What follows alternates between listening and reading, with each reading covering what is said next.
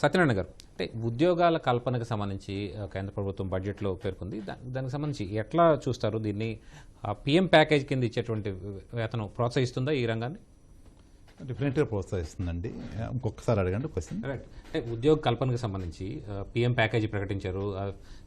నెల వేతనం ఇస్తాము, అలాగే 3 విడతలుగా పీఎఫ్ కూడా 3,000 రూపాయలు పీఎఫ్ రియంబర్స్మెంట్ కూడా చేస్తామని చెప్పారు.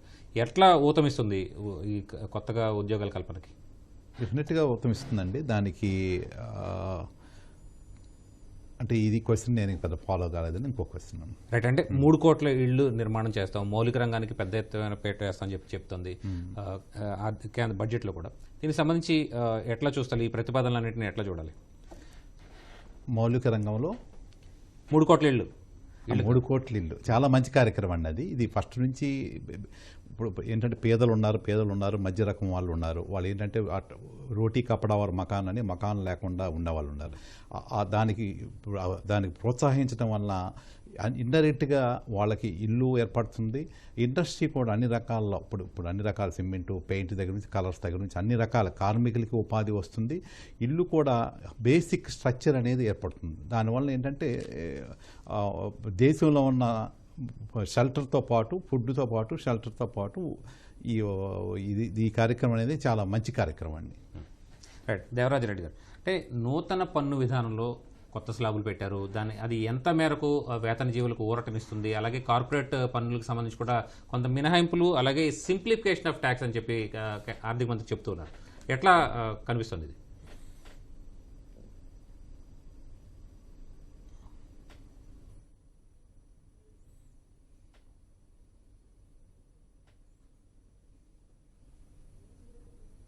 దేవరాజు రెడ్డి గారు, సందీప్ గారు, ఈ నూతన పన్ను స్లాబ్స్ పెట్టారు, ఆర్థిక మంత్రి స్లాబ్స్ ప్రకటించారు. ఇది వేతన జీవులకి ఎలాంటి ఊరటనిస్తుంది? అలాగే కార్పొరేట్ పన్నులకు సంబంధించినటువంటి అంశాల్లో కొన్ని మినహాయింపులు ఎట్లా ప్రోత్సాహకాలు అందించే అవకాశం అంటారు? నమస్కారం అండి. చర్చకు నన్ను ఆహ్వానించిన సంతోషం. మనం ట్యాక్సెస్ చూస్తే అసలు బడ్జెట్ లో మేజర్ సోర్స్ ఆఫ్ మన రెవెన్యూ ఏంటంటే ట్యాక్స్ రెవెన్యూస్. దాంట్లో మనకు ట్యాక్స్ రెవెన్యూస్ లో major source of revenue direct tax లో మనకు మళ్ళీ ఫర్దర్ గా చూస్తే మాత్రం ఇన్కమ్ ట్యాక్స్ అండ్ అంటే personal income tax and corporate tax. So taxes అనేది మనకు బడ్జెట్ కి ఆధారం. అలాంటి ట్యాక్స్ సిస్టమ్ లో కాంప్లయన్సెస్ తీసుకొచ్చేసి కాంప్లయన్స్ విధానాన్ని సులువు చేయడం అనేది గవర్నమెంట్ యొక్క లక్ష్యం. ఈ రోజు కాదు, గత 10 సంవత్సరాల నుంచి ఈ గవర్నమెంట్ అవలంబిస్తున్న విధానమే అది. అంటే ట్యాక్స్ కట్టుతున్న ట్యాక్స్ పేయర్స్ కి వాళ్ళు ట్యాక్స్ ఫైలింగ్స్ విధానానికి కానీ ట్యాక్స్ లో ఎన్నో లొసుగులు ఉంటాయి, దాన్ని సులువు చేసే క్రమంలో ఈ విధానాలు తీసుకొచ్చారు ఇది బడ్జెట్ లో. ఒకటి. రెండోది, మనకు మధ్యతరగతి కుటుంబాలకి ఏదైతే ఈ రోజు ట్యాక్స్ టైప్స్ చేంజెస్ వచ్చాయో వాళ్ళకి ఎంతో ఊరట కలిగిస్తుంది. ఎందుకంటే గత 5 సంవత్సరాలు మనం ట్యాక్స్ రెవెన్యూస్ ప్యాటర్న్ అబ్జర్వ్ చేస్తే, అంటే ఇన్కమ్ ట్యాక్స్ ప్యాటర్న్స్ అబ్జర్వ్ చేస్తే, personal income tax patterns observe చేస్తే అవి విపరీతంగా పెరుగుతున్నాయి. అంటే ఒక విధంగా మధ్యతరగతి కుటుంబాలు, సాలరీడ్ క్లాసెస్ వల్ల బడ్జెట్ కి చాలా ఊరట కలిగిస్తుందని చెప్పొచ్చు. అలాంటి వారికి సరే వాళ్ళు ట్యాక్స్ పేయర్స్ కాబట్టి వారికి గౌరవం, ఒక రెస్పెక్ట్ ఇవ్వాలి అని చెప్పేసి ఒకే ట్యాక్స్ స్లాబ్స్ లో మార్పు తీసుకొచ్చి అండ్ స్టాండర్డ్ డిడక్షన్ 50,000 నుంచి 75,000 పెంచి వాళ్ళకు ఒక 17,000 నుంచి 20,000 దాకా ట్యాక్స్ ఊరట కల్పించారు. అయితే దీనివల్ల ఇంకొక బెనిఫిట్ ఏమొస్తుందంటే ఈ ట్యాక్స్ సేవింగ్స్ ఏమైతే ఉన్నాయో ఇది సేవింగ్స్ అని చేయొచ్చు. అదనంగా వచ్చిన ఈ ట్యాక్స్ సేవింగ్స్ వల్ల వచ్చిన డబ్బులు మామూలుగా సేవింగ్స్ లో ఇన్వెస్ట్ చేయొచ్చు, లేదా కన్జంప్షన్ కి కూడా మనం యూజ్ చేసుకోవచ్చు. అయితే లాస్ట్ ఇయర్ మనం చూస్తే, లాస్ట్ ఫైనాన్షియల్ ఇయర్ అంటే FY 23-24 ఫైనాన్షియల్ ఇయర్ చూస్తే కన్జంప్షన్ కొంచెం గ్రోత్ రేట్ తగ్గింది. సో ఏదైతే ఈ ట్యాక్స్ సేవింగ్స్ అయితే వచ్చాయో మనకు ఈ ట్యాక్స్ స్లాబ్స్ నుంచి కొంచెం కన్జంప్షన్ పెరిగే ఛాన్స్ ఉందని చెప్పేసి నేను అనుకుంటున్నాను. అంటే వాస్తవానికి ఇక్కడ ఈ బడ్జెట్ ప్రవేశపెట్టినటువంటి బడ్జెట్లో మధ్యతరగతి, MSMEలు, నైపుణ్య శిక్షణ ఇలాంటి అంశాలన్నింటినీ కూడా ప్రస్తావించారు ఆర్థిక మంత్రి. ఇవన్నీ కూడా దేశ ప్రగతికి, వృద్ధి రేటుకి ఎలా ఊతమిస్తాయంటారు? మనం ఒకటి ఆలోచించాలండి సందీప్ గారు. మనం ఒకటి ఆలోచించాల్సిన విషయం ఏంటంటే మనకు ఆల్రెడీ 8.2% గ్రోత్ రేట్ వచ్చింది కోవిడ్ తర్వాత 3 సంవత్సరాల్లో. యావరేజ్ గ్రోత్ రేట్ కోవిడ్ తర్వాత అంటే 2021 ఆర్థిక సంవత్సరం తర్వాత 21-22, 22-23, 23-24 ఈ 3 ఆర్థిక సంవత్సరం మనం చూస్తే మాత్రం మనకు 8.2% గ్రోత్ రేట్ వచ్చింది. కానీ ఇదే గ్రోత్ రేట్ మనం సస్టైన్ చేయాలనుకుంటే మనం కొన్ని రంగాల్లో మనం కీలక మార్పు తీసుకురావాలి. దాంట్లో ఒక మేజర్ రంగం ఏంటంటే ఎంఎస్ఎంఈ రంగం. ఎంఎస్ఎంఈ జీడిపిలో కాంట్రిబ్యూషన్ అరౌండ్ 28 నుంచి 30% కాంట్రిబ్యూషన్. ఒకటి ఎంప్లాయ్మెంట్ విషయంలో second largest employment generation. Agriculture తర్వాత ఎక్కువ శాతం మనకు ఎంప్లాయ్మెంట్ జరిగేది ఎంఎస్ఎంఈ రంగంలో. తర్వాత మ్యానుఫ్యాక్చరింగ్ లో 40 నుంచి 40% షేర్ ఎంఎస్ఎంఈస్ ఉంది. అంతేకాకుండా ఎక్స్పోర్ట్స్ లో 45% షేర్ ఎంఎస్ఎంఈస్ ఉన్నాయి. అంటే ఒక కీలక రంగం ఎంఎస్ఎంఈ సెక్టర్ అని చెప్పాలి. అలాంటి రంగంకి ఈ రోజు యాక్సెస్ టు క్రెడిట్ అంటే క్రెడిట్ అవైలబిలిటీ ఏదైతే ఉందో ఈ రోజు ఒక 25 lakh crores ఇష్యూ ఉంది. అంటే 25 lakh crores requirement MSME sector కి ఉంది. అయితే ఈ రోజు ఏదైతే చర్యలు అయితే మనం ప్రకటించారో మన కేంద్ర బడ్జెట్ లో ఆ 25 lakh crores గ్యాప్ ఏదైతే ఉందో క్రెడిట్ గ్యాప్ ఇది పూరించడానికి ఆస్కారం ఉంటుందని నేను అనుకుంటున్నాను. అయితే ఈ క్రెడిట్ అవైలబిలిటీ వల్ల ఎంఎస్ఈ రంగం వృద్ధి జరుగుతుంది.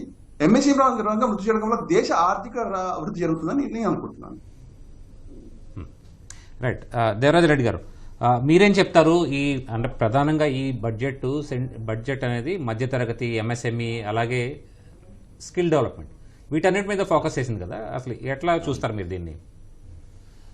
ప్రస్తుతం చూస్తే గవర్నమెంట్ ఇంకా 5 years ఉంటుంది కాబట్టి దే టేకన్ యూత్, మహిళలకు అభివృద్ధి కావాలన్నా ఇన్ఫ్రాస్ట్రక్చర్ కూడా చాలా జాగ్రత్తగా ముందుకు తీసుకుపోవాలనే ఉద్దేశంతో జిఎస్టీ రేట్స్లో అన్నిట్లలో ట్యాక్స్ తగ్గించేశారు. సో దట్ పీపుల్కి అఫోర్డబుల్ స్టేజ్లో మెటీరియల్, వస్తువులు దొరుకుతాయి కాబట్టి కన్జంప్షన్ కెపాసిటీ పెరుగుతుంది. పర్టికులర్లీ గవర్నమెంట్ కాన్సన్ట్రేషన్ ఏమంటే ఎంప్లాయ్మెంట్ పెంచాలా, ఇన్ఫ్రాస్ట్రక్చర్లో డెవలప్మెంట్ కావాలంటే జిఎస్టీ రేట్స్ బాగా తగ్గించేశారు. సో దీనివల్ల ఏమవుతుందంటే ప్రోడక్ట్ కాస్ట్ తగ్గుతూ ఉంది, కన్జంప్షన్ లెవెల్ పెరుగుతుంది. సో సైకిల్ గవర్నమెంట్కి రెవెన్యూ పెరుగుతుంది. ఈ రెవెన్యూ పెరిగినందువలన గవర్నమెంట్ ఎక్స్చెకర్లో గవర్నమెంట్ అగైన్ స్కీమ్స్ వెల్ఫేర్ చేసేదానికి active. Particularly 4 crores employment generation చేయాలని ఉన్నారు కాబట్టి ఈ ట్యాక్స్ రేట్స్ తగ్గించడం, స్లాబ్ రేట్స్లో కూడా ఎంకరేజ్మెంట్ ఇచ్చారు. డిఫరెంట్ స్టేజ్ న్యూ సిస్టంలోనే ట్యాక్స్ ఎక్కువగా పీపుల్ కడుతున్నారు కాబట్టి ఆ సిస్టానికి తెచ్చారు కాబట్టి కన్జంప్షన్ లెవెల్ పెరుగుతుంది. ఒక విధంగా సేవింగ్స్ హ్యాబిట్ తగ్గేదానికి అవకాశం ఉంది. ఎందుకంటే ఓల్డ్ మెథడ్లో చాప్టర్ 6A డిడక్షన్స్ ఉంటాయి. సో అటువంటివన్నీ తగ్గించేసేసి ట్యాక్స్ రేట్లను తగ్గింది కాబట్టి పీపుల్ ట్యాక్స్ కట్టేదానికి అవకాశాలు ఎక్కువ పెరుగుతున్నాయి. దానివల్ల ఏమంటే కన్జంప్షన్ లెవెల్ పెరుగుతుంది. పీపుల్ చేతిలో డబ్బులు ఎక్కువ ఉంటాయి కాబట్టి ట్యాక్స్ కట్టేసి మిగిలిన డబ్బులు ఈ సేవింగ్ స్కీమ్స్లో కంటే కూడా ఎక్కువ దీంట్లో స్పెండ్ చేస్తున్నారు. కాబట్టి budget is a pro budget, very favourable. కంట్రీలో పర్టికులర్లీ ఇన్ఫ్రాస్ట్రక్చర్ స్ట్రక్చర్లో చాలా ముందుకు పోయే అవకాశాలు ఉన్నాయి. And government concentration youth, youngsters, employment, మహిళలు కూడా సపరేట్గా బెనిఫిట్స్ ఇస్తున్నారు కాబట్టి agricultural particularly if you see agriculture మీద చాలా ఇంపార్టెన్స్ ఇస్తున్నారు. అగ్రికల్చర్లో పర్టికులర్లీ అగ్రికల్చరల్ క్లస్టర్స్ పెట్టి ఫార్మర్స్కు సైంటిఫిక్ రీసెర్చ్. ఇండియా మొదటి నుంచి మనం అంటున్నాం ఇండియా రైతు పర్టికులర్లీ వ్యవసాయ ఆధారిత ప్రభుత్వం అని చెప్తున్నారు కాబట్టి ఆ విధంగా ఇది వస్తూ ఉంది. దాంతో పర్టికులర్లీ అగ్రికల్చరల్ మీద గవర్నమెంట్ పెట్టే ఈ ఫండ్స్ ఎంతో హితోధికారిగా అందరికీ వస్తాయి. స్టేట్ గవర్నమెంట్స్ పార్టిసిపేషన్ కూడా చాలా జాయింట్ వెంచర్స్గా పబ్లిక్ పార్టిసిపేషన్ పెడుతున్నారు కాబట్టి భవిష్యత్తులో పర్టికులర్లీ అడ్వాంటేజ్ ఎక్కువగా ఉంటుందని అనిపిస్తుంది నా ఉద్దేశంలో. రైట్. సత్యనారాయణ గారు, అంటే యాక్చువల్గా ఈ బడ్జెట్లో ప్రవేశపెట్టినటువంటి ట్యాక్స్ స్లాబ్స్ ఏదైతే ప్రకటించారో అవన్నీ కూడా స్పెండింగ్కి అవకాశం కల్పిస్తున్నాయని చెప్పి దేవరాజ్ రెడ్డి గారు అంటున్నారు. అయితే గతంలో కూడా మన ఆంధ్రప్రదేశ్ భారతదేశ బడ్జెట్ కానీ భారతదేశ ప్రజలకు సంబంధించిన హ్యాబిట్ చూస్తే కనుక సేవింగ్స్ మీద ఎక్కువ, చాలా ఆర్థిక సంక్షోభాలని భారతదేశం ఈ విధంగానే తట్టుకుంది. మరి ఇది ఎట్లా చూడాలి? దీన్ని ఈ భిన్నత్వాన్ని ఎట్లా చూడాలి? ఇది చాలా ట్రిక్కీనండి. ఒక రకంగా సేవింగ్స్ ఉండటం అనేది మంచిదే. సేవింగ్స్ అంటే ఏటీసీ సెక్షన్ వల్ల ఎల్ఐసి కానీ ఎల్ఐసిలో కొంచెం లైఫ్ ఇన్సూరెన్స్ కవరేజ్ ఉందో ఆటోమేటిక్గా సేవింగ్గా ఉంటుంది. అలాగే ఎన్ఎస్సి బాండ్స్ కానీ లేకపోతే ఇతర సేవింగ్స్ వల్ల జనానికి సేవింగ్ హ్యాబిట్ ఉంటుంది. ఇండియా కూడా ఆర్థికంగా బాగా ఉంటుంది. ఇట్లా కానీ దానివల్ల ఏంటంటే కొంచెం ఆయన అన్నట్టు కన్జంప్షన్ ఇప్పుడు ఏంటంటే ఓవరాల్ ప్రపంచం అంతా కన్జంప్షన్ ఎకానమీ అయిపోయింది. మన జీడిపి కన్జంప్షన్ మీద ఈ ఇన్వెస్ట్మెంట్ మీద పబ్లిక్ దీని మీద ఆధారపడి ఉంటుంది అనమాట. సో ఏంటంటే ఎప్పుడైతే ఈవెన్ మీరు చూసుంటారు కోవిడ్ అప్పుడు కూడా బ్రిటిష్లో ఐర్లాండ్ వాటిల్లో ఫ్రీగా ఖర్చు పెట్టుకోమని చెప్పి హోటల్స్కి వెళ్ళి కూపన్లు ఇచ్చేయటం లక్షల రూపాయలతో అట్లన్నా ఖర్చు పెట్టుకుంటా తిరిగి మళ్ళీ అక్కడికే వస్తుంది కాబట్టి కన్జంప్షన్ ఎకానమీ అని చెప్పి అన్నారు. ఆ బేసిక్ ఏంటంటే ప్రస్తుతం ఏంటంటే ఇదివరలాగా మన లైఫ్లో మన నిజ జీవితంలో కూడా ఇప్పుడు తాతల ముత్తాతల నుంచి మనం దాచుకునేవాళ్ళం. ఇప్పుడు అది లేదనమాట. ఏంటంటే ఎవరికి వాళ్ళు ఇండిపెండెంట్గా మన ఈ లైఫ్లో మనం హ్యాపీగా మనం స్పెండ్ చేసి ఎంజాయ్ చేద్దాం అన్నట్టుగా ఉందన్నమాట. అందుకని మనకి ఆ హ్యూమన్ సైకాలజీ మారిపోయింది కాబట్టి కొంచెం కన్జంప్షన్ బేస్డ్ ఎకానమీగా ఉంది. ఎప్పుడైతే ఆయన అన్నట్టు ఆ ట్యాక్స్ చేతిలో ఎప్పుడు డబ్బులు ఉంటుందో ఆటోమేటిక్గా మీరు కావాల్సిన మోటార్ సైకిల్ కొనుక్కుంటారు, లేకపోతే ఫుడ్ కావాల్సిన కొంటారు, ఎంటర్టైన్మెంట్ ఇండస్ట్రీ పనికి వస్తుంది. అన్ని రకాల ప్యారలల్గా ఏంటంటే అన్ని రంగాలు వాళ్ళ పెళ్ళిళ్ళు వేడుకలు ఏదైనా సరే అన్ని రకాల ఫంక్షన్స్ మొత్తం ఎప్పుడైతే మనం విడివిడిగా మనం ఖర్చు పెడుతున్నామో మన డబ్బు 10 మంది మన డబ్బు 100 మందికి చేరుతుంది అనమాట. ఆ 100 మంది బాగుపడే అవకాశం ఉంటుంది. ఒక రకంగా అంటే ఎకానమీగా సేవింగ్స్ అనేది కొంతవరకు మంచిదే కానీ చేయదలుచుకున్నప్పుడు మేము ఏంటంటే ఎప్పుడైతే ఈ సేవింగ్స్ హ్యాబిట్ కానీ ఇంప్రూవ్ చేయాలనుకుంటే పెంచాలి. మనం ఏటీసీ అనేది మనం 1.5 lakh నుంచి ఒక 3 లక్షలు చేస్తే బాగుంటుంది అనుకున్నాం. అలాగే హౌసింగ్ లోన్ కూడా బాగా ఎఫర్టబుల్ హౌస్ బాగా పెరిగిపోయినాయి. 40 లక్షలకు ఇల్లు ఏమి రావట్లేదు. కనీసం 70-75 lakhs మిడిల్ క్లాస్ వస్తుంది. దానికి వచ్చిన ఇంట్రెస్ట్ కానీ ఎగ్జామ్షన్ 2 లక్షల నుంచి కాస్త 4 లక్షలు చేస్తారని అనుకున్నారు ఈ దానిలో. అది కూడా చేయలేకపోయారు. మళ్ళీ స్టాండర్డ్ డిడక్షన్ మాత్రం ఓన్లీ 50,000 నుంచి 75,000 వరకు చేశారు. ఇంకా వేరే రిబేట్ కూడా మనం ఎప్పుడైతే ఎగ్జామ్షన్ లిమిట్ కూడా మనం ఎక్కువ వస్తాం 3 లక్షలది 5 లక్షలు చేద్దాం అనుకున్నారు. ఆ రిబేట్ కూడా 7 lakhs 8 lakhs వరకు చేస్తారనుకున్నారు. అవన్నీ చేయలేకపోయారు. అలాగే క్యాపిటల్ గెయిన్స్ వరకు కొంతవరకు చేయగలిగారు. ఎందుకంటే షార్ట్ టర్మ్ క్యాపిటల్ గెయిన్స్ మాత్రం లాంగ్ టర్మ్ ఎంకరేజ్ చేద్దాం ఉద్దేశంతో షార్ట్ టర్మ్ క్యాపిటల్ గెయిన్స్ మాత్రం 20% చేశారు ఇన్స్టెడ్ ఆఫ్ 15%.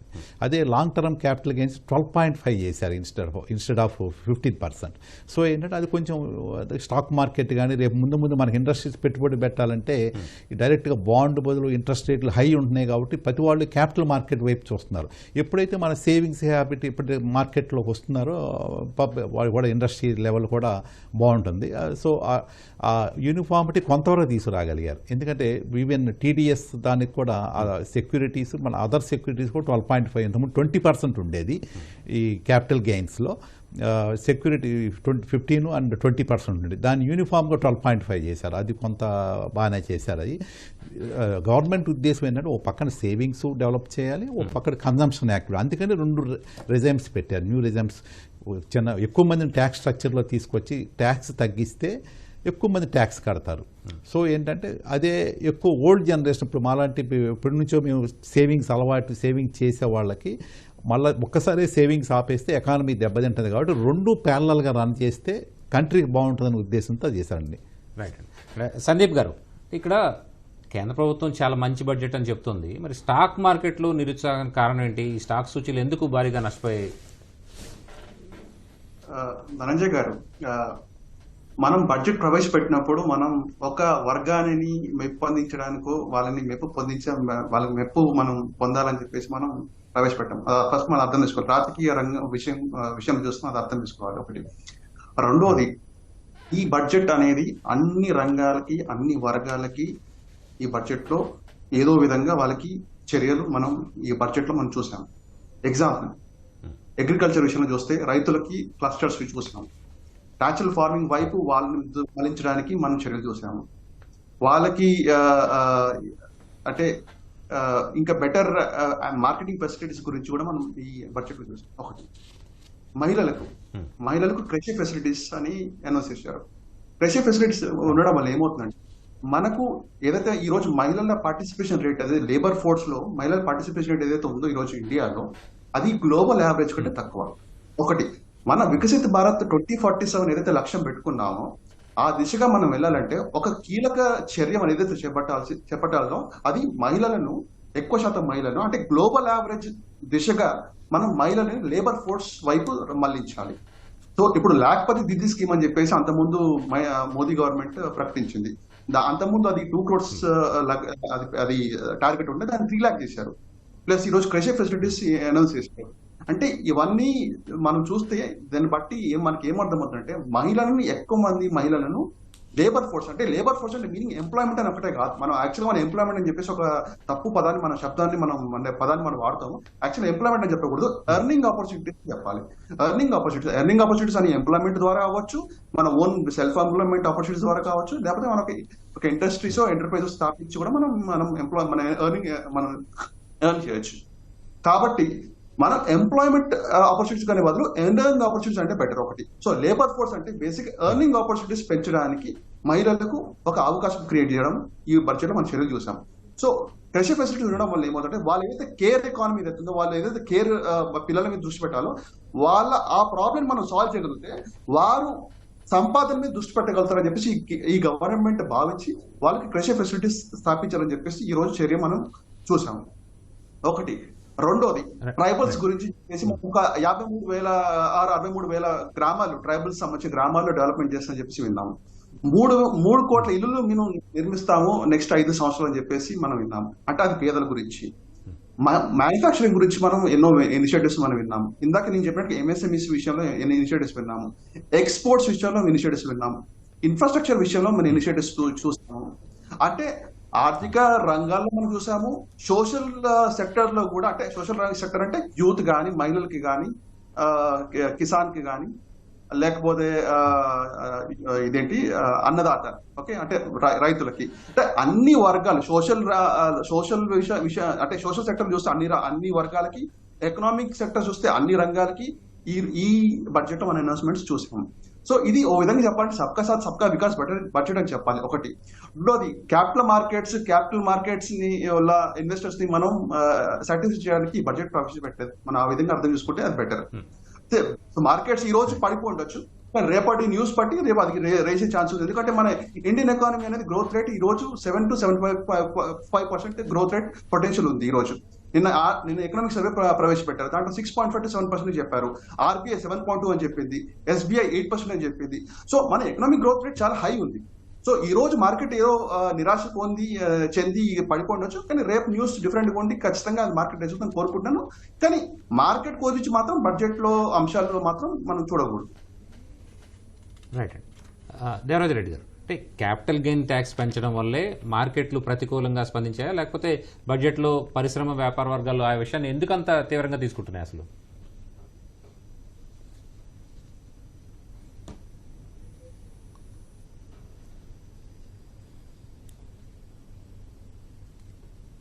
దేవరాజు గారు, ఈ క్యాపిటల్ గెయిన్ ట్యాక్స్ పెంచడం వల్లే మార్కెట్లు ప్రతికూలంగా స్పందించాయంటారా? ఎట్లా చూస్తారు? రైట్. సత్యనారాయణ గారు, హలో. ఇప్పుడు మధ్య తరగతికి భరోసా అని చెప్పి చెప్తున్నారు ఈ బడ్జెట్ అంతా కూడా. సేవింగ్స్, స్పెండింగ్స్ అనేది మీరు ఇందాక చెప్పారు. సో మొత్తంగా ఈ మధ్య తరగతి భరోసాలా ఉండేలా ఏమి ప్రతిపాదనలు చేశారు ఆర్థిక మంత్రి? ఎస్పెషల్లీ హౌసింగ్ అండి. హౌసింగ్ చాలా వండర్ఫుల్ కార్యక్రమం. ఆ 3 కోట్లు హౌసింగ్, దానికి సంబంధించిన ఇన్సెంటివ్స్ ఇవ్వటం అనేది చాలా మంచి కార్యక్రమం అండి. ముఖ్యంగా ఇన్కమ్ ట్యాక్స్గా మీకు స్టాండర్డ్ డిడక్షన్ వరకు 50,000 నుంచి 75,000 చేశారు. ట్యాక్స్ స్ట్రక్చర్లో కూడా మీరు అబ్జర్వ్ చేస్తుంటారు. 2 lakhs, 3 lakhs to 5 lakhs to 7 lakhs, దానిలో ఏంటంటే 5% స్లాబ్స్ తగ్గింది. దానివల్ల ప్రతి మనిషికి 15,000 నుంచి 17,500 వరకు కలిసి వస్తుంది. అది ఒకటి చేశారు. మీరు అన్నట్టు లాంగ్ టర్మ్ ఎప్పుడైనా మధ్య తరగతి వాళ్ళు కూడా క్యాపిటల్ మార్కెట్లో, ఇప్పుడు ప్రతి వాళ్ళు క్యాపిటల్ మార్కెట్లో ఉన్నారు. ఎందుకంటే బ్యాంక్స్లో ఇంట్రెస్ట్ తక్కువ కాబట్టి ఆ ఫండ్ అంతా మొత్తం స్టాక్ మార్కెట్ షిఫ్ట్ అయిపోయింది. చాలా ఈజీగా ఏంటంటే లిక్విడిటీ బాగా ఎక్కువ ఉంటుంది. మన ల్యాండ్లో కానీ లేకపోతే గోల్డ్ కానీ అంటే దాన్ని అమ్ముకోవాలన్నా కష్టం. ల్యాండ్ ఒక్కోసారి గోల్డ్ బాగా పెరగదు. స్టాక్ మార్కెట్ అంటే యావరేజ్ రిటర్న్ 13 to 14% ఇస్తుంది. మనం ప్రపంచంలోనే మన PE రేషియోస్ కూడా అంత మనం అలార్మింగ్ సిచ్యువేషన్ లేవు. మీరు అన్నారు ఇంతకుముందు స్టాక్ మార్కెట్ ఎందుకు అని. మనం ఓవరాల్గా అంత పెద్ద ఫాల్ ఏం కాదండి, ఏదో కొద్దిగా రియాక్షన్. ఎందుకంటే స్టార్టింగ్లోనే మార్కెట్ ఏంటంటే ప్రాఫిట్ బుకింగ్ తీసుకున్నారు, డిస్కౌంట్ చేస్తారు. ఎప్పుడైనా బడ్జెట్ ముందు డిస్కౌంట్ చేస్తారు. ఇది ఇంటరిమ్ బడ్జెట్లోనే మేజర్ బెనిఫిట్స్ ఇచ్చేశారు. ఇది ఓటాన్ బడ్జెట్ కాబట్టి మనం స్పెసిఫిక్గా మనకి ఎక్కడైతే ఆంధ్రప్రదేశ్, బీహారు లేదా కొన్ని స్కీమ్స్ 4 మీరు చెప్పినట్టుగా ఇంతకుముందు చెప్పినట్టు వాటికి ఫోకస్ పెట్టారు. కాబట్టి ఆల్రెడీ చేయాల్సిన బడ్జెట్లో ఇవ్వవలసింది మొత్తం మార్కెట్ కూడా మీరు చూసుంటారు. గత 4 monthsలో దాదాపు 15% పెరిగింది మార్కెట్లో. మంది మోస్ట్ ట్రాన్స్పరెంట్, టెక్నాలజీ పరంగా కూడా చాలా బాగున్నాము. దాదాపు స్టాక్ ఎక్స్చేంజ్లు ఎలా ఉన్నారంటే ఇప్పుడు మన సాఫ్ట్వేర్ పిల్లలు కానీ, న్యూ యూత్ కానీ లక్షల అకౌంట్స్, కొత్త అకౌంట్స్. రిటైల్ మార్కెట్టే ఇంతవరకు ఏంటంటే FIIs, DIIs, foreign investors, domestic investors, వాళ్ళు అమ్మితే వీళ్ళు కొంటే అమ్మటం అలా ఉండేది. ఇప్పుడు ఏంటంటే మార్కెట్లు ఏదన్నా ఫాల్ అయినా సరే ఇమీడియట్గా మనకు రిటైల్ ఇన్వెస్టర్స్ ఆదుకుంటున్నారు. మీరు అబ్జర్వ్ చేశారా, బాండ్ మార్కెట్లు మనమంతా బాండ్ మార్కెట్ అంతా ఇండియాలో ఇన్వెస్ట్ చేయకపోతే FIIs లేటెస్ట్గా బాండ్ మార్కెట్ ఇండియాలో అట్రాక్టివ్గా ఉందని చెప్పి గత 1 month 2 months నుంచి మన వాళ్ళు షార్ట్ చేస్తుంటే వాళ్ళు ఇన్వెస్ట్ చేస్తున్నారు. సో ఏంటంటే అన్ని మార్కెట్లు కన్నా మన GDP మీరు యావరేజ్గా ఆయన చెప్పినట్టు 7 to 8% యావరేజ్ ఉంది. Plus stock market full flourish అవుతుంది, మోస్ట్ ట్రాన్స్పరెంట్, లిక్విడిటీ బాగుంది. ఈ షాప్స్ కూడా చాలా బాగా ఇచ్చారు గవర్నమెంట్ కూడా.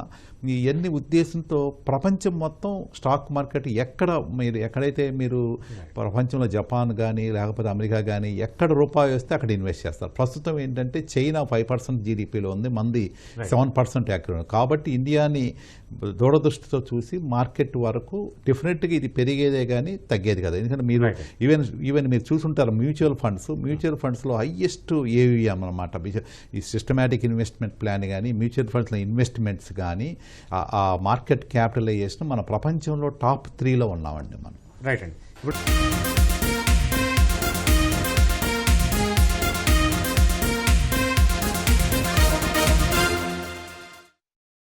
దేవరాజు రెడ్డి గారు, ఈ employment linked scheme, incentive scheme అని చెప్పి ఆర్థిక మంత్రి చెప్తూ ఉన్నారు. ఇది ఎట్లా ప్రోత్సహిస్తుంది కొత్తగా ఎంప్లాయ్మెంట్ జనరేషన్కి?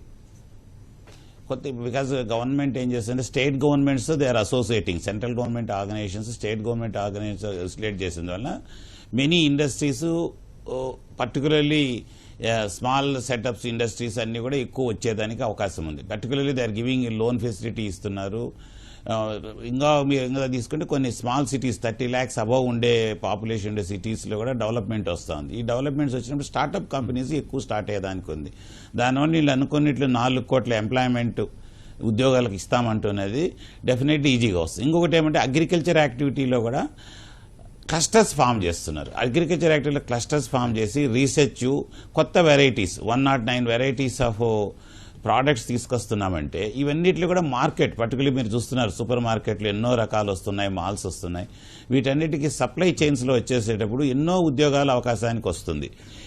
ఈ ఉద్యోగ అవకాశాలు పెరిగినందువల్ల అన్ఎంప్లాయ్మెంట్ తగ్గేదానికి అవకాశం ఉంది. ఇంక రెండోది మీ పర్టికులర్ నేను ఇంత కూడా మళ్ళీ రీటరేట్ చేస్తాను, ట్యాక్స్ స్ట్రక్చర్లో న్యూ రిజైమ్ తీసుకునేందువల్ల ఆల్ సాఫ్ట్వేర్ పిల్లలు కానీ డిఫరెంట్ కంపెనీస్ పిల్లల దగ్గర ఈ స్కీమ్స్ పెద్ద బెనిఫిట్ లేదు. LIC కానీ మ్యూచువల్ ఫండ్స్ ఇవన్నీ వీటిల్లో తగ్గించుకొని they will directly go investment in the stock market. ఇప్పుడు ఇంతకుముందు స్పీకర్స్ అన్నిట్లో స్టాక్ మార్కెట్ తక్కువ ఉంది అనేది కాదు, మామూలుగా ఈ పీపుల్ దగ్గర పబ్లిక్ మనీ ఎక్కువ ఉంది కాబట్టి మూవ్ అవుతుంది. ఈ మూవ్ అయినందువల్ల ఎంప్లాయ్మెంట్ ఆపర్చునిటీస్ కూడా డిఫరెంట్ యాక్ట్లో స్టాక్ మార్కెట్లో కానీ, షేర్ బ్రోకర్స్, స్టాక్ ఎక్స్చేంజ్, ఇండస్ట్రీస్లో, క్లస్టర్ మార్కెట్స్లో, డిఫరెంట్ ఫార్మింగ్లో, పర్టికులర్లీ ఇండివిజువల్ ఎంటర్ప్రెన్యూర్స్, స్టార్టప్స్ వస్తున్నాయి కాబట్టి డిఫరెంట్ పీపుల్ ఇండస్ట్రీస్లో కానీ వస్తాయి. ఇంక రెండోది ఇంటర్నేషనల్ కూడా మీరు అబ్జర్వ్ చేస్తే even China disturbed, Europe not that regularised, African countries safety లేదు కాబట్టి all investment is flowing to India different countries నుంచి. ఈ బడ్జెట్లో కూడా the encouragement agro products is the base for any industry for raw material. ఈ agro industries different research జరుగుతున్నాయి కాబట్టి Indian ప్రోడక్ట్లలో agriculture produce వచ్చి కమర్షియల్గా ఇది రా మెటీరియల్ సప్లై అవుతుంది. సప్లై వల్ల ఎంప్లాయ్మెంట్ జనరేషన్ ఎక్కువ అయ్యే అవకాశాలు చాలా ఉన్నాయి. ఇంకోటి గవర్నమెంట్ ఆలోచించింది ఏమంటే ఈ స్మార్ట్ సిటీస్ అనేది పెంచుతున్నారు కాబట్టి ఆ స్మార్ట్ సిటీస్లో కూడా యాక్టివిటీస్ పెరిగి డిఫరెంట్ సినిమాలు కానీ, క్లబ్ హౌసెస్ కానీ, ఈ ఇండస్ట్రీ స్మాల్ యూనిట్స్ పెరిగే అవకాశాలు ఎక్కువ ఉన్నాయి. దానివల్ల ఎంప్లాయ్మెంట్ జనరేషన్ పెరిగేదానికి చాలా అవకాశాలు వస్తున్నాయి. రెండోది స్టేట్ గవర్నమెంట్ ఇన్ఫ్రాస్ట్రక్చర్ ఫెసిలిటీస్ తీసుకుంటే స్టేట్ గవర్నమెంట్, సెంట్రల్ గవర్నమెంట్ ఎన్నో ప్రాజెక్ట్స్ తీసుకొస్తున్నారు. ఎక్కడికక్కడ హైవే రోడ్స్ రావడము, ఈ ఇన్ఫ్రాస్ట్రక్చర్ ప్రాజెక్ట్స్ పెరిగినందువల్ల స్మాల్ అండ్ మీడియం ఏమంటారంటే బ్యాక్వర్డ్ రియాక్షన్ అంటారు. ఒక ఇండస్ట్రీ పెడితే ఒక కంపెనీ సపోజ్ ఒక ఒక సీడ్ కంపెనీ కానీ మార్కెట్ పెడితే బ్యాక్వర్డ్ ఇన్ఫ్రాస్ట్రక్చర్ వస్తాయి. సిమెంట్ స్టీల్ కంపెనీస్ వచ్చాయనుకో, దానికి ఎన్నుకున్న యాన్సిలరీ ఇండస్ట్రీస్ కావాల్సిన hotels, cinema, entertainment, employment, particularly women ఎంప్లాయ్మెంట్స్కు హాస్టల్స్ కట్టి బెనిఫిట్ ఇస్తున్నారు. So that parents will encourage ladies to come and have employments. ఈ ఎంప్లాయ్మెంట్ జరిగినందువల్ల కూడా ఇంకా ఇండస్ట్రీస్ మూవ్ అవుతూ వస్తాయి. So that the way it is moving, our exports will increase. The way the foreign investment is coming, our industries are increasing. So that ఈ రోజు తీసుకుంటే ఎంతోమంది ఇండియన్స్ ఫారిన్ కంట్రీస్ నుండి, even if you see I'm a chartered accountant, if you see there are more than 35,000 CS in different places in the world. So the way that the plumbing, suppose if you take Gulf countries, entire Indians are monitoring their projects, even though it is investors are Dubai people or Gulf countries, the main people who are monitoring the funds, who are doing the business, Indian CEOs only. Maybe IT means not only information technology, CA, chartered accountants, doctors, వీళ్ళంతా move చేస్తున్నారు. So the budget, the way is encouraging, definitely employment is going to be more and more because of the distribution in the agricultural distribution, encouragement, the way they taken medium and small enterprises encouragement, youth, women, దీనివల్ల definitely employment పెరిగేదానికి చాలా అవకాశాలు ఉన్నాయి. Right. Sandeep garu, అంటే నూతన pension విధానానికి సంబంధించి కూడా సంప్రదింపులు జరుగుతున్నాయి, త్వరలో మార్పు చేర్పులు ఉండొచ్చని ఆర్థిక మంత్రి చెప్తున్నారు. ఆ విషయంలో ఏం జరుగుతుంది అసలు? పెన్షన్ విషయంలో ఇంకా మనకు క్లారిటీ లేదు. దానికి మనం ఆ రిపోర్ట్ చదవాలి. ఇప్పటికీ నేను దాని మీద ఎలాంటి స్పందించలేను, ఎందుకంటే ఆ రిపోర్ట్ చూసి కానీ ప్లస్ ఆ అంశం ఏదైతే బడ్జెట్ లో మనకు ప్రస్తావించారో రెండు లింక్ చేసి కానీ మనం దాని గురించి అని చెప్పలేం. ప్రస్తుతానికి పెన్షన్ అనే విధానాన్ని మాత్రం ప్రోత్సహిస్తుందని చెప్పేసి ఈ గవర్నమెంట్ ప్రోత్సహిస్తుంది మాత్రం మనం చెప్పొచ్చు. కానీ దాంట్లో ఎగ్జాక్ట్ గా రిపోర్ట్ లో ఏముందని నేను చూడలేదు. సో ఆ రిపోర్ట్ చూసి మనం అండ్ ఈ రోజు ప్రకటించిన స్టేట్మెంట్ బట్టి మనం ఏదైనా ఫర్దర్ గా మాట్లాడచ్చు. బట్ పెన్షన్ విధానంలో ప్రస్తుతానికి నేను ఆ రిపోర్ట్ చూస్తే కానీ నేనేం చెప్పలేదు. అంటే ఒకటి సందీప్ గారు, ఇక్కడ అర్బన్ డెవలప్మెంట్ మీద ఫోకస్ పెడతామని చెప్పి 9 అంశాల్లో భాగంగా, ప్రాధాన్యత అంశాల్లో భాగంగా అర్బన్ డెవలప్మెంట్కి సంబంధించి ఫోకస్ పెడతామని చెప్పి ఆర్థిక మంత్రి చెప్తున్నారు. సో అర్బన్ డెవలప్మెంట్లో భాగంగా ఏ అంశాలు ప్రధానంగా ఉండొచ్చు? అలాగే మహానగరాలకు అనుబంధంగా ఒక గ్రీన్ సిటీస్ కూడా నిర్మాణాలు చేస్తామని చెప్తున్నారు. ఎట్లా చూడొచ్చు దీన్ని? మనం అర్బన్ డెవలప్మెంట్ ఇందాక మీకు చెప్పినట్టుగా ఒకటి అన్ని రంగాలని చెప్పినప్పుడు అర్బన్ డెవలప్మెంట్ అయి జరిగింది. రూరల్ డెవలప్మెంట్ కి ఎలక్షన్ పెరిగాయి. ఇందాక ఎస్సీస్ ఎస్టీస్ కి వాళ్ళ అంటే ఆ సోషల్ సెక్టర్ కి అంటే ఆ ప్రజలకి కూడా మనకు ఇక్కడ బెనిఫిట్స్ మనం చూసాం, అంటే అనౌన్స్మెంట్స్ చూసాం. సో అర్బన్ డెవలప్మెంట్ ఏదైతే ఈరోజు ప్రకటనలు విన్నామో మన కేంద్ర బడ్జెట్ లో, urban areas actually are major centres for GDP. మన ఇండియాలో major GDP growth centres urban centres GDP growth rate ఉన్నప్పటికీ అర్బన్ ఏరియాస్ లో ఉండే లివింగ్ కండిషన్స్ అండ్ మౌలిక వసతులు గ్లోబల్ స్టాండర్డ్స్ లో లేవు. ఒకటి. రెండోది, ఇవన్నీ కార్బన్ ఎమిటింగ్ విధానాలను పాటిస్తున్నాయి. మనకు క్లైమేట్ చేంజ్ మనం అంటే India signatory to UN agreement climate change ఒకటి. అండ్ మనం 2070 కల్లా నెట్ జీరో అవ్వాలని కోరుకుంటున్నాం.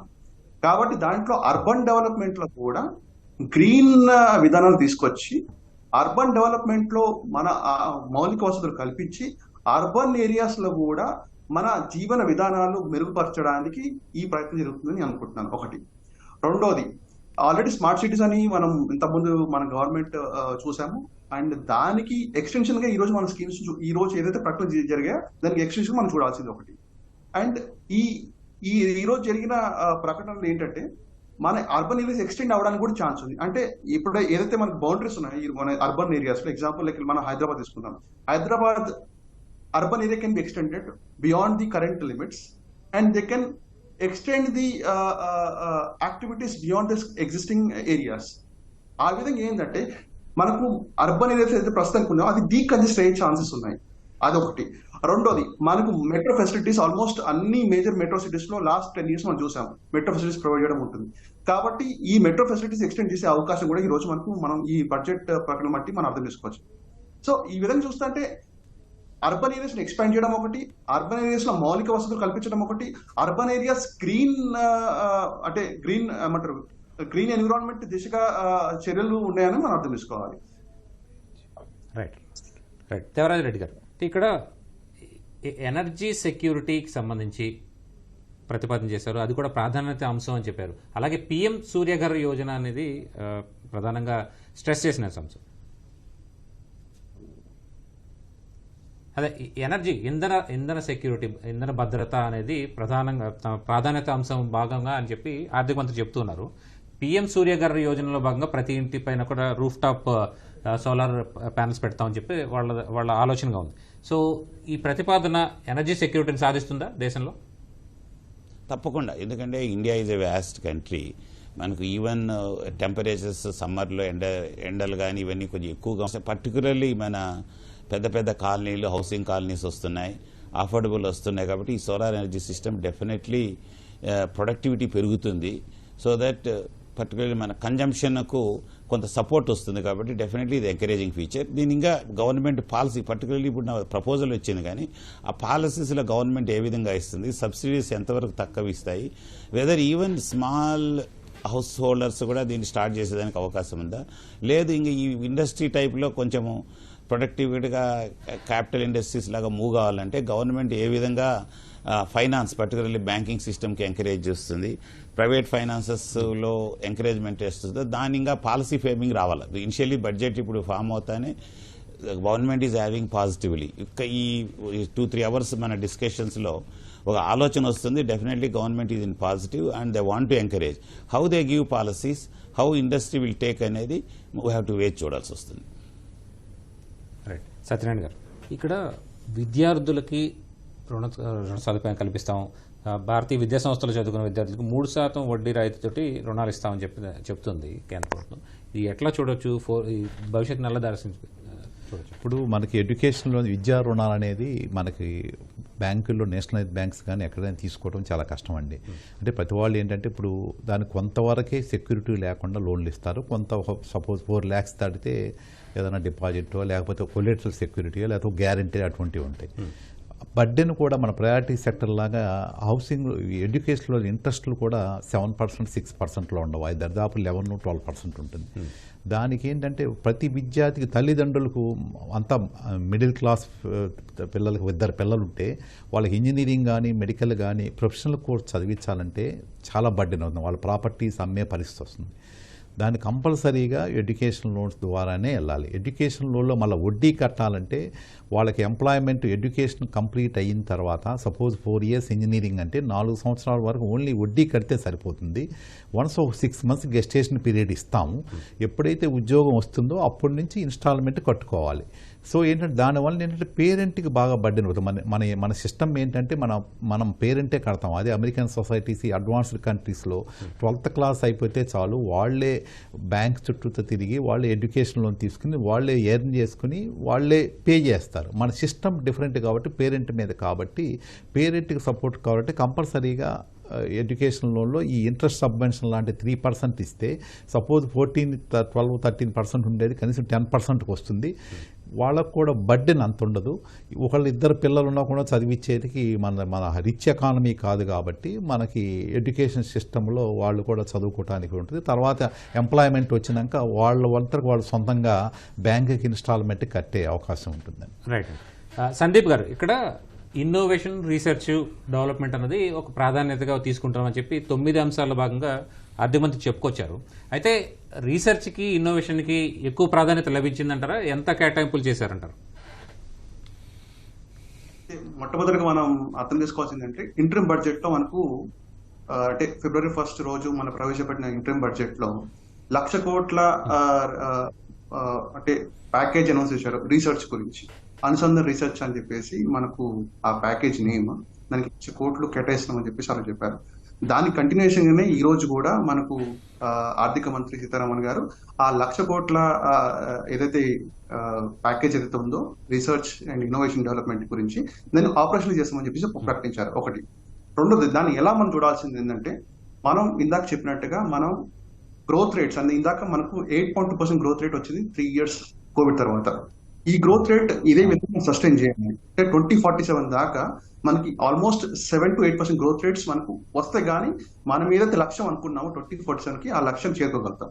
సో ఈ 7 to 8% గ్రోత్ రేట్ ఏదైతే మనం అచీవ్ చేయాలని కోరుకుంటున్నామో దాంట్లో ఒక కీలక అంశం ఏంటంటే ఇందాక చెప్పినట్టుగా మహిళల పార్టిసిపేషన్ రేట్ ఒకటైతే ఇంకొక అంశం ఏంటంటే రీసెర్చ్ అండ్ డెవలప్మెంట్ కూడా దాని కేటాయింపులు జరగాలి. అంటే అటు ప్రైవేట్ రంగం అయినా కానీ ఇటు ప్రభుత్వ రంగం నుంచి కానీ, అంటే ప్రభుత్వ రంగం అంటే ప్రభుత్వ రంగ సంస్థలు చేస్తూనే ఉంటాయి, కానీ ప్రభుత్వం నుంచి ప్రైవేట్ రంగానికి అంటే సపోర్ట్ సిస్టమ్ అని చెప్పాలి ఈ విధంగా. సో ప్రైవేట్ రంగం ఏదైతే రీసెర్చ్ డెవలప్మెంట్ ఏదైతే కేటాయింపులు జరుగుతున్నాయో గ్లోబల్ యావరేజ్ తో పోలిస్తే తక్కువ ఉన్నాయి ఒకటి. రెండోది ఈ రోజు అనౌన్స్ చేసిన చర్యలను బట్టి మనకు ఏమర్థమవుతుందంటే ప్రభుత్వం నుంచి ప్రైవేట్ రంగానికి మద్దతు దొరుకుతుంది ఈ ప్యాకేజ్ నుంచి. సో ఈ విధంగా రీసెర్చ్ అండ్ డెవలప్మెంట్ కి మంచి ప్రోత్సాహం జరుగుతుంది.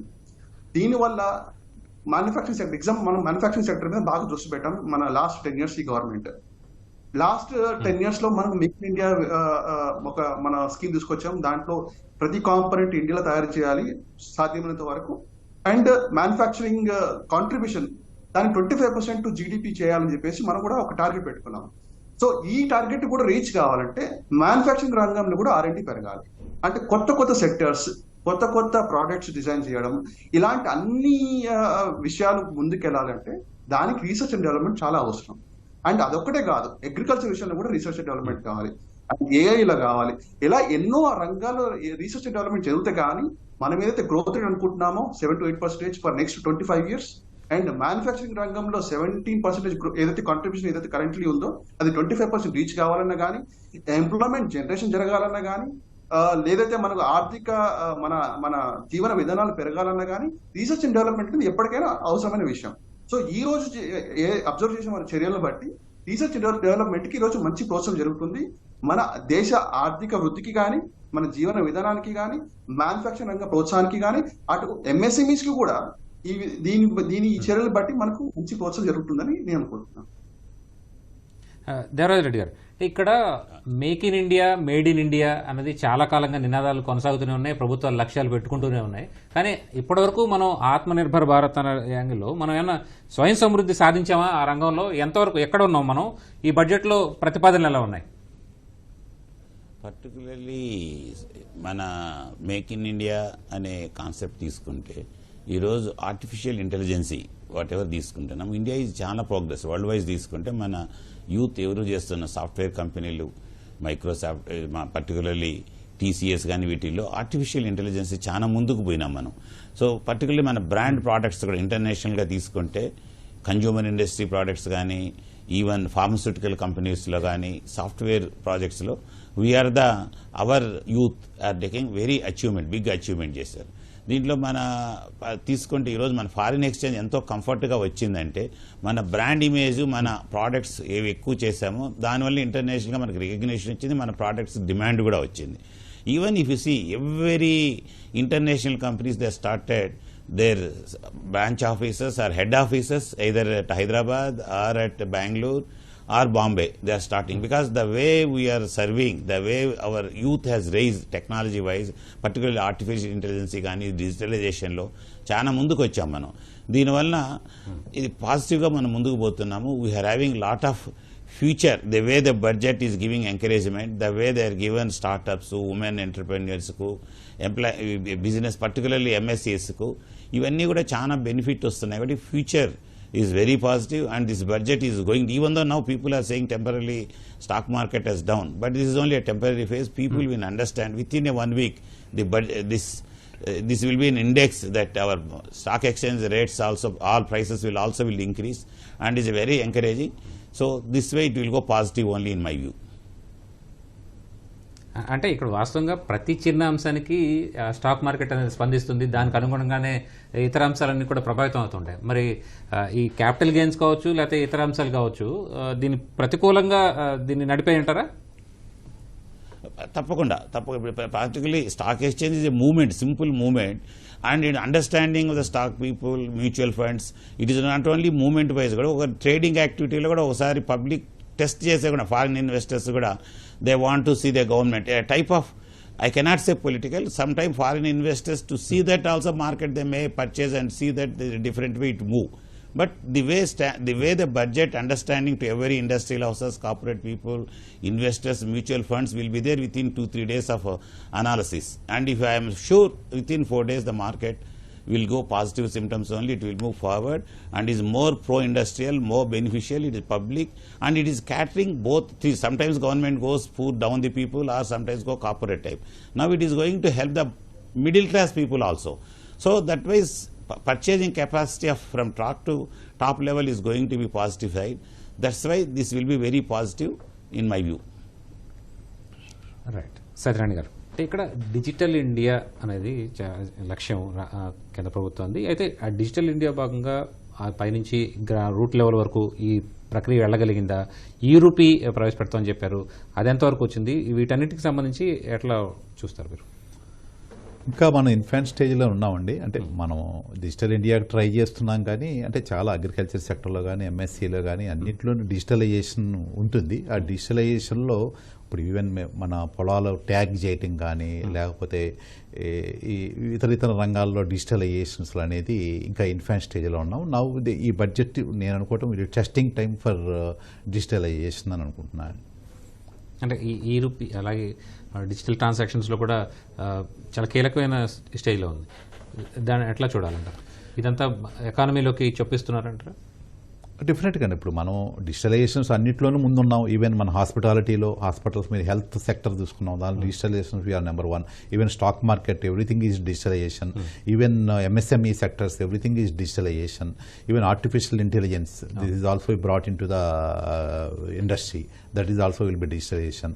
ఈవెన్ ఆర్ఎండీలో కూడా one of the digitalisation. Even drone technology everything is on digitalisations ఈ గోయింగ్ అండి. ఆల్మోస్ట్ అవి ఇచ్చిన లాస్ట్ 10 years కూడా గవర్నమెంట్ కూడా డిజిటలైజేషన్లో ఫోకస్ పెట్టింది. Now the rich coming in fruits and digitalisation. Right. Sandeep garu, అంటే నెక్స్ట్ జనరేషన్ రిఫార్మ్స్ ఈ పదం బడ్జెట్ స్పీచ్లో వాడారు ఆర్థిక మంత్రి. సో ఈ రిఫార్మ్స్లో భాగంగా ఏ అంశాల్లో రిఫార్మ్స్ ఉండబోతున్నాయి, ఏం చెప్తారు మీరు?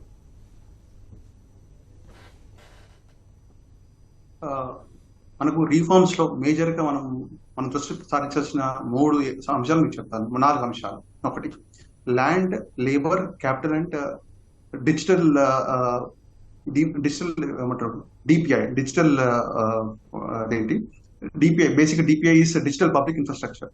సో 4 అంశాల మీద బేసిక్ గా ఈ ప్రయారిటీ సెక్టర్ దృష్టి సారిస్తుంది.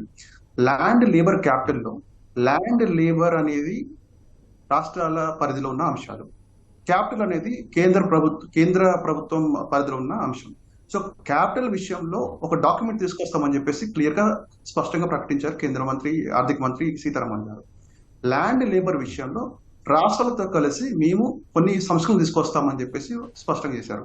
సో ల్యాండ్ విషయం ఏంటంటే అటు agriculture area mapping, urban areas లో మ్యాపింగ్, రూరల్ ఏరియాస్ లో మ్యాపింగ్ చేసేసి ల్యాండ్ టైటిల్స్ ని అంటే పట్టాని అంటే ఆ ల్యాండ్ టైటిల్ ని స్పష్టంగా అంటే without any conflict, without any ambiguity ఈ ల్యాండ్ అనేది ఈ పర్టికులర్ పర్సన్ కి చెందుతుందని చెప్పేసి ప్లస్ బార్డర్స్ కూడా డిలినియేట్ చేస్తూ ఇంత ఏరియా ఇంత జాగా ఇది ఈ పర్సన్ సంబంధించిన ఓనర్షిప్ అని చెప్పేసి క్లియర్ గా ఎస్టాబ్లిష్ చేయడానికి ఈ ల్యాండ్ సంబంధించిన రిఫార్మ్స్ అని అర్థం చేసుకోవాలి. ఒకటి.